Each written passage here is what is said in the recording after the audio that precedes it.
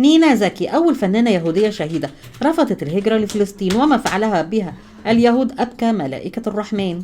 نينا زكي لقبت بشهيدة الفن، فنانة يهودية مصرية نالت الشهادة، وما فعله معها اليهود لا يصدقه عقل. ظهرت الفنانة نينا زكي في 7 أفلام، ظهرت في الثلاثينات، وكانت عضوة في فرقة الفنان الكبير علي الكسار. مثلت في شيء من لا شيء سنة 1938، وعلى مسرح الحياة 1942، وليلى بنت الريف 1941، وقلب امرأة 1940، وسلفني 3 جنيه 1939، وفي ليلة ممطرة سنة 1939، والعزيمة 1939. نينا زكي فنانة يهودية مواليد 1912، شكلها كان جميل ووشها كان ملائكي. بقت يهودية وانتهت ملاك، نشأت وتربت في اسكندرية. في ناس تقولك أصلها إيطالي، وناس تانية تقولك أصلها روسي. هاجروا إلى الاسكندرية أهلها وعاشوا فيها. أبوها كان عنده مطعم بيتجمع فيه الجماعة اليهود. معظم المطاعم في اسكندرية كان المتحكم فيها أيامها الجماعة اليهود، وكانوا شغالين معظم اليهود في المطاعم ومحلات الذهب وتجارة الأقمشة والروائح والعطور.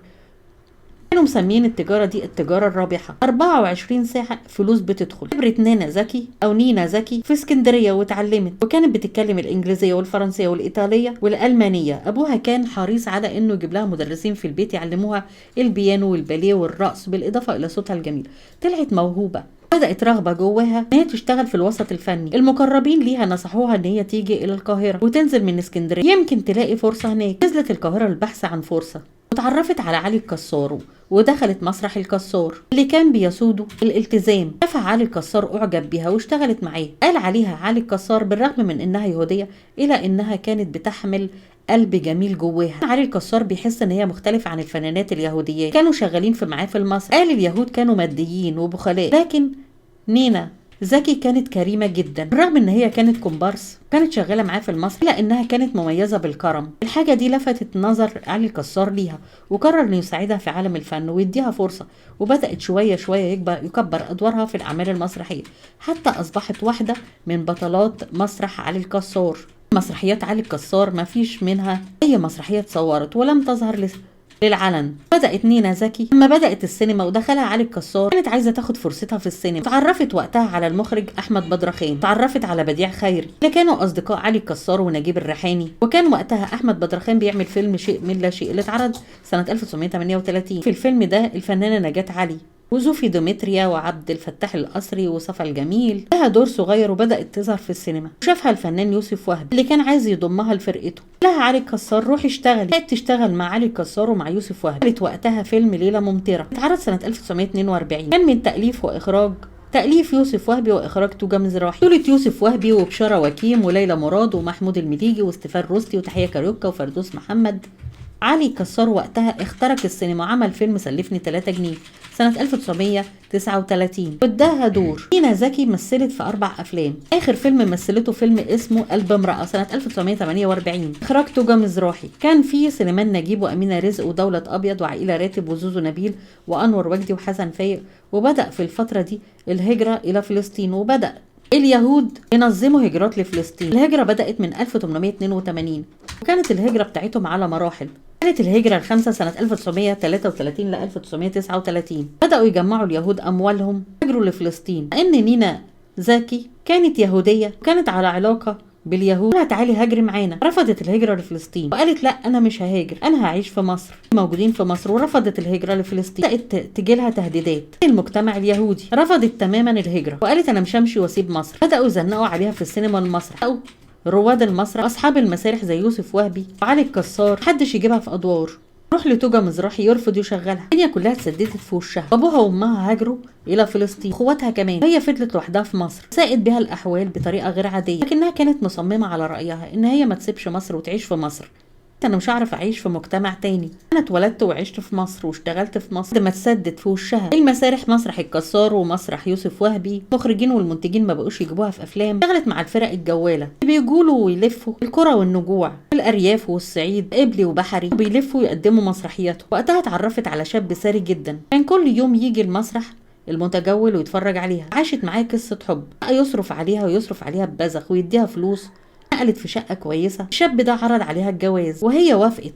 عاشت معاه قصة حب جميلة. يوم من الأيام نامت وشافت رؤى، ان هي وسط طريق، قفا في تقاطع، واحد واقف بيشدها.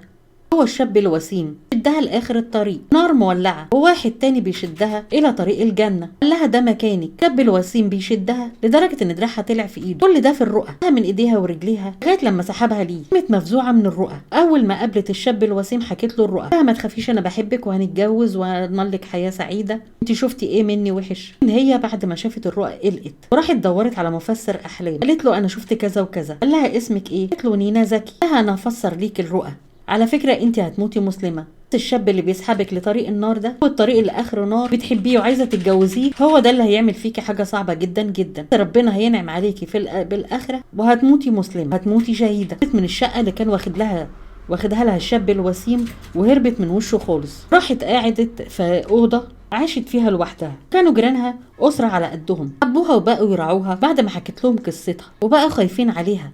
تتردد عليهم ويترددوا عليها. لما تيجي تخرج يقولوا لها لا لحسن ان اليهود ياخدوكي، يعملوا فيكي حاجه، عودي. يعرفوها على الاسلام، عجبت بالاسلام واخلاق المسلمين. في يوم قالت لهم انا عايزه ادخل الاسلام. بقوا يجيبوا لها شيخ يعلمها تعليم الدين الاسلامي. المهم ان هي اسلمت وبقت تلبس لبس المسلمين وغطت راسها ووشها، بقت تلبس لبس محتشم، التزمت بتعليم الدين الاسلامي. فكرت وقالت انا هقعد مع الناس اللي على قدهم دول يصرفوا عليا، انا لازم انزل اشتغل عشان اصرف على نفسي. قررت نينا زكي ان هي تنزل تدور على شغل. لقت شغل في محل ملابس زي صدناوي وشوكوريل، دول اللي كانوا مشهورين ببيع الملابس زمان. اشتغلت في احدى المحلات، وفي يوم من الايام وهي قاعده في المحل لقت شاب وسيم داخل عليها. لقت نفسها واقفه قصاده، الشاب الوسيم اللي حبته. لما شافته انفزعت. قال لها انت ليه انفزعتي كده؟ وانا عملت فيكي حاجه؟ قالت له انا من ساعه ما شفت الرؤى الراجل الشيخ اللي فسرها لي انا خفت وانفزعت. قالت له انا اسلمت. قال لها ما انا، طب انا كمان مسلم، انت ليه بتعملي معايا كده؟ عايز استناها كل يوم بعد الشغل